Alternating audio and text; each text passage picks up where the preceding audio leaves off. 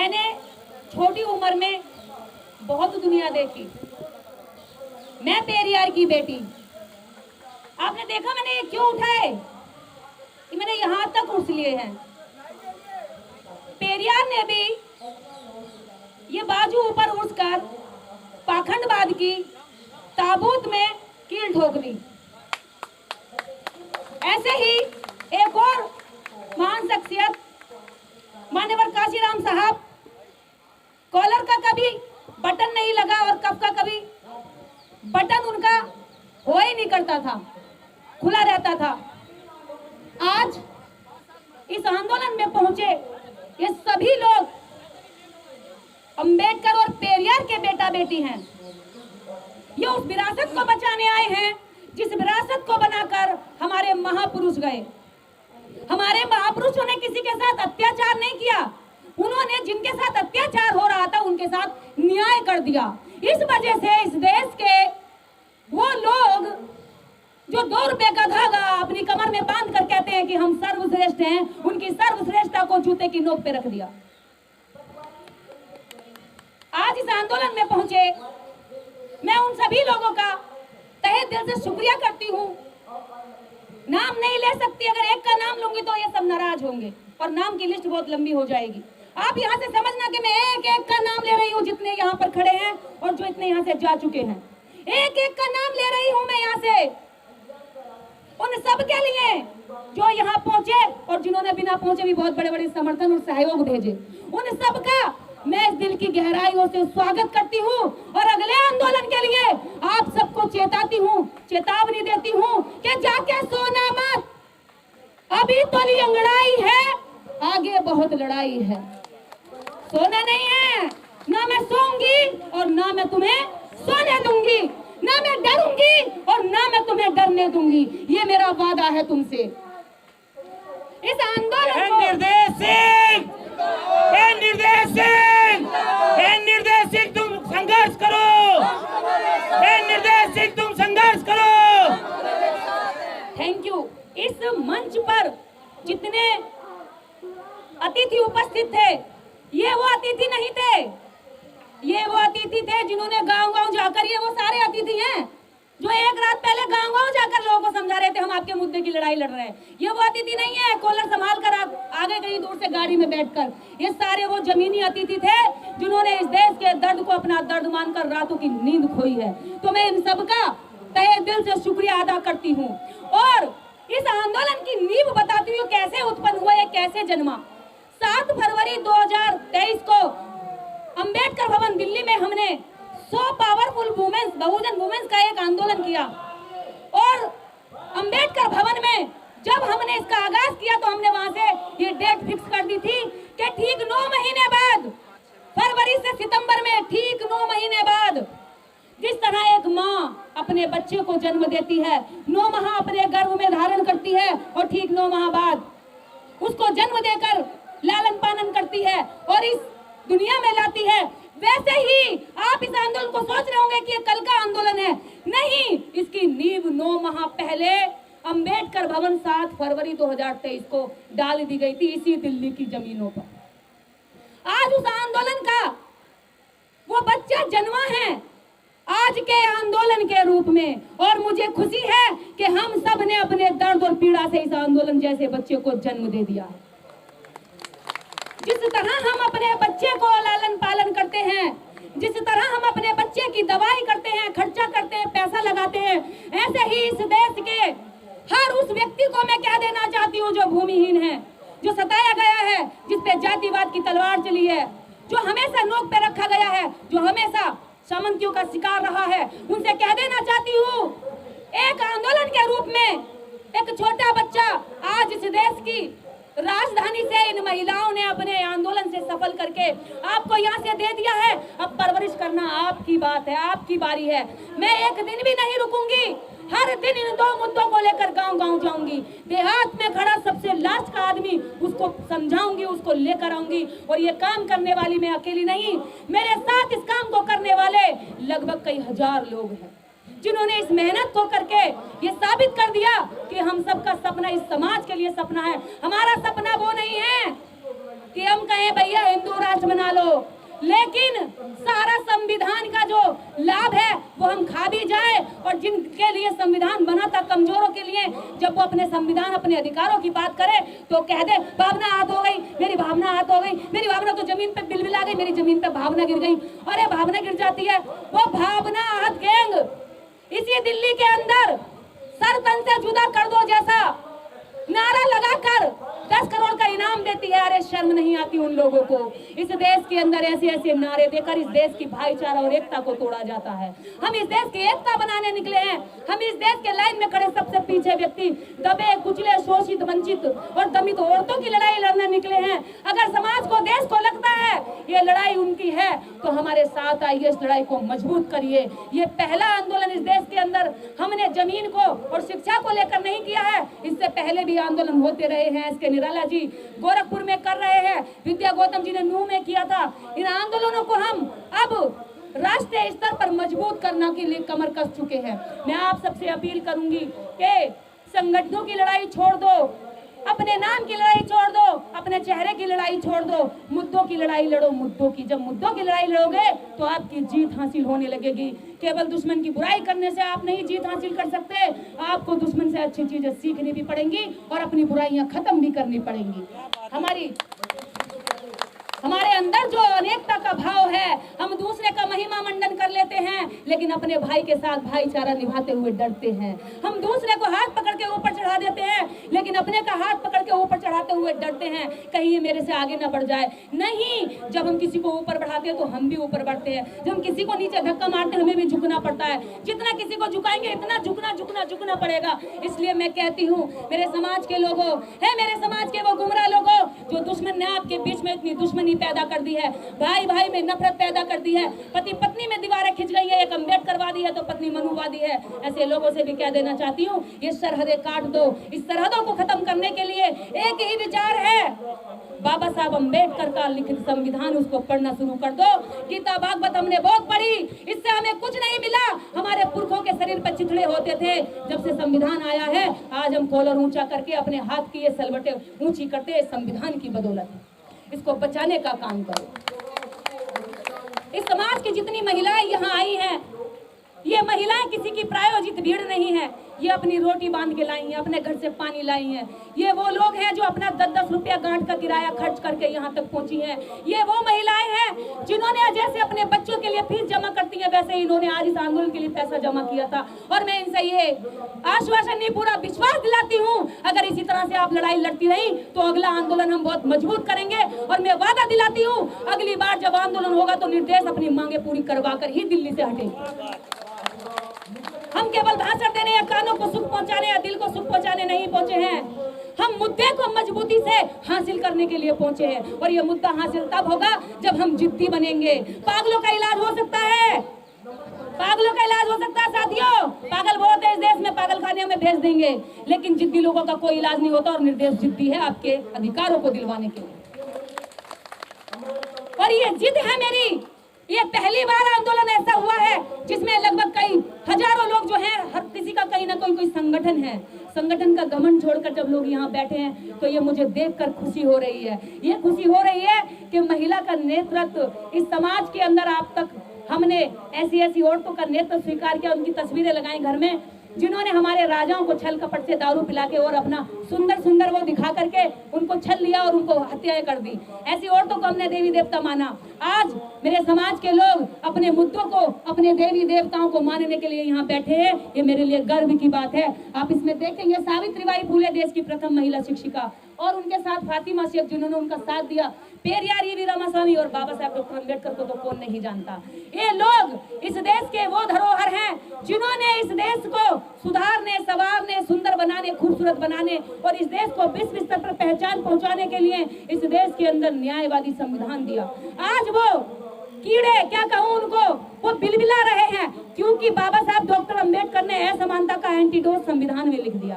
बाबा साहब ने क्रूरता और हमारे अत्याचार शोषण का जो एंटीडोट था वो संविधान में लिख दिया। इस वजह से वो नाराज हैं। संविधान से हमारी सुरक्षा है और हमें संविधान बचाना होगा। आखिर में मैं कहना चाहूंगी, मेरे साथ में मुख्य रूप से भूमिका निभाने वाले, जो हमेशा पर्दे के पीछे रहने वाले लोग हैं, जिन्होंने कहा है मुझे नाम मत लेना, लेकिन मैं उनको भी आभार व्यक्त करूंगी। हे मेरे साथियों, हे बहुजन समाज के वो लोगों जिन्होंने इस छोटी सी एक आम लड़की को एक फायर ब्रांड बनाने का काम किया है। मैं तुमसे वादा करती हूँ, तुम मुझे 1-1 रुपया देते रहो, और वादा एक और करती हूँ, जिस दिन अपने घर से 1-1 व्यक्ति देते रहोगे मिशन के लिए, तुम्हारी हर लड़ाई में जीत के दिखा दूंगी। सिर्फ 1 व्यक्ति और 1 रुपया मुझे चाहिए। फिर देखो कि ये लड़ाई हम कहाँ तक लेकर जाते हैं।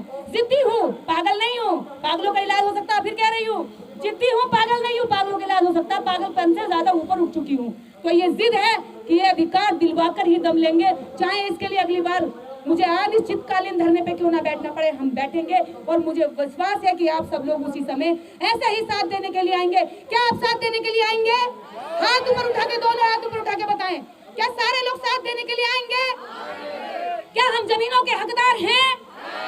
जो जमीन सरकारी है, और जो जमीन सरकारी है, हमें बदनाम किया जाता है कि देखो डॉक्टर अम्बेडकर ने इधर उंगली दिखा दी, वो जमीन तुम्हारी है। आज तक हमें जमीन ही नहीं मिली। हमारे तो मकान बनाने को जमीन नहीं है, खेत जोतने को जमीन नहीं है, भैंस चराने को जमीन नहीं है, भैंसों के लिए चारा उगाने को जमीन नहीं है। दूसरे के खेतों में हमारी बहन बेटियां जाती है, उनके साथ शोषण होता है। दूसरे के खेत में हमारे लोग मजदूरी करते हैं, उनके साथ उनसे बेगारी कराई जाती है। क्या हम इस देश के बासिंदे हो करके इस देश पे हमारा कोई हक नहीं है? केवल हम इस देश में हाथ फैलाकर भीख मांगते रहे?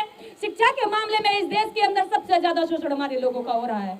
जो इस देश के अंदर वोट % ज्यादा है, जिसकी संख्या ज्यादा है, जो तुम्हारे मंदिरों में घंटा बजाकर दुनिया भर का करोड़ों रुपया दान देता है, जो तुम्हारे यहाँ वोट देकर के तुम्हें नेता बनाता है, जो तुम्हारी कंपनियों, फैक्ट्रियों, सड़कों और ये भवनों बनाने में अपना श्रम देता है, उस व्यक्ति का, उस समाज का, उस लोगों का तुमने जी भर के शोषण किया। और तुम्हारी आगे भी यही मनसा है, लेकिन हमारी आंखें खुल चुकी हैं। अगर नहीं खुली तो हम खोलेंगे उनको, हम जाकर जगाएंगे कि ये जो अत्याचार हमारे साथ हो रहा है, तुम्हारा बच्चा अलग स्कूल में इंग्लिश पढ़ेगा और हमारा बच्चा अलग स्कूल में हिंदी पढ़ेगा। तुम अपने बच्चों को कहाँ से कबूतर, हमारे बच्चों को कहाँ से कबूतर पढ़ाओगे और अपने बच्चों को कहाँ से कंप्यूटर पढ़ाओगे? ये गद्दारी नहीं चलेगी। तुम हमारे बच्चों को हाथ से हल चलाओगे और अपने बच्चों को हाथ से हेलीकॉप्टर पढ़ाओगे, ये धोखाधड़ी अब नहीं चलेगी। तुम्हारा बच्चा हेलीकॉप्टर पढ़ता है तो हेलीकॉप्टर में बैठने के सपने देखता है, हमारे बच्चे को हल का सपना दिखा दिया और उससे कह दिया तू किसान बन जा, लेकिन किसान भी किसका? जमीन का मालिक कोई और, तू हल चलाता रहे और बूढ़ा होके एक दिन मर जा। ऐसे वादों के साथ, ऐसी झूठी बातों के साथ हमें अब आंखें खोलनी होंगी, हमें जागना होगा।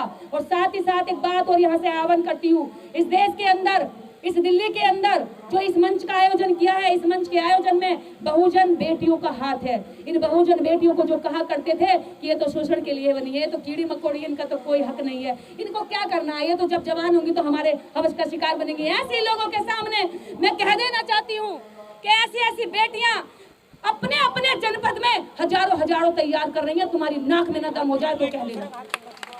ऐसी बेटियां तैयार करूंगी जिनको तुमने हमेशा कीड़े मकोड़े समझा, उनको इतना बहादुर और बलवान बना के खड़ा करूंगी कि वो तुमसे सवाल करेंगे।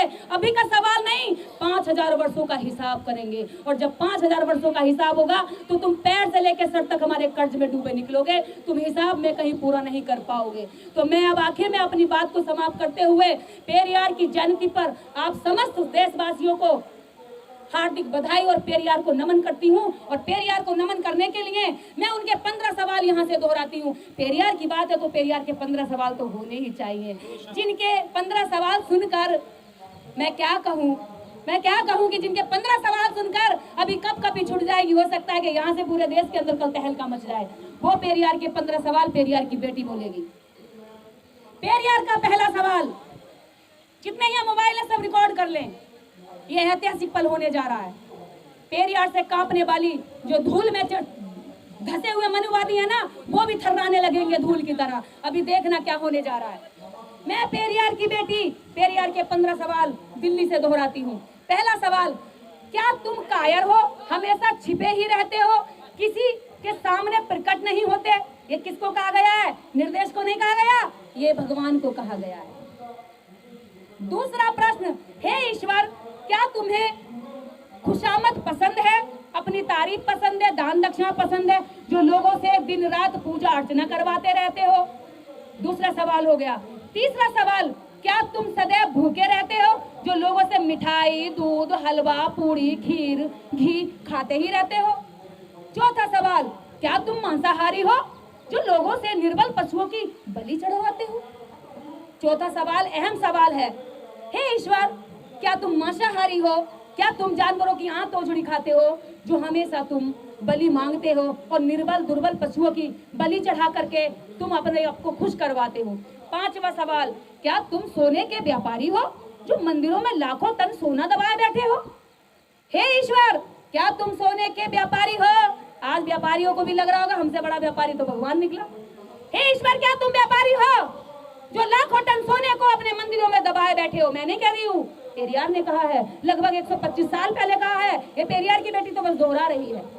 इसके आगे सुनिए, हे ईश्वर, क्या तुम व्यभिचारी हो, बलात्कारी हो, जो तुम मंदिरों में देवदासियों को रखते हो और उनकी हड्डियां नन्ही नन्ही उम्र में उनका शोषण करते वक्त तोड़ देते हो? पेरियार कह रहे हैं, मैं नहीं कह रही हूँ। सातवां सवाल, ईश्वर, क्या तुम कमजोर हो, जो रोजाना होने वाले बलात्कारों को बिल्कुल नहीं देख पाते, अंधे हो? पेरियार कह रहे हैं, मैं नहीं कह रही हूँ। हे ईश्वर, क्या तुम मूर्ख हो?